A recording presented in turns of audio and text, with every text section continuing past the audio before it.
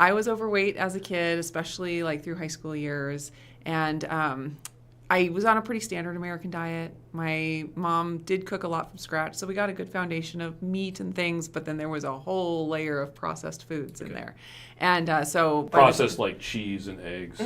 Not that kind of Yes, processing. that. Also, Oreos and Reese's Puffs and all the things. And I love to bake too, so I was doing all kinds of cakes and brownies and cookies. And so definitely addicted to sugar. And about when I was 18, I had met my now husband, and we were going to be getting married in not too long. And I was like, I need to lose some weight. It wasn't about health. I mean, I felt fine.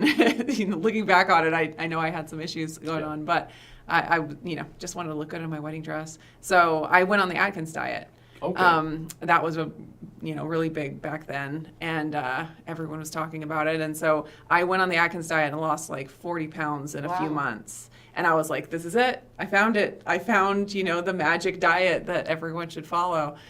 It was amazing. I had to get my wedding dress taken in about 3 times because I lost so much weight right there at the end. Wow. Okay. It was wonderful. And then after that, I decided to go ahead and keep learning about nutrition. And that's where I kind of ran into trouble.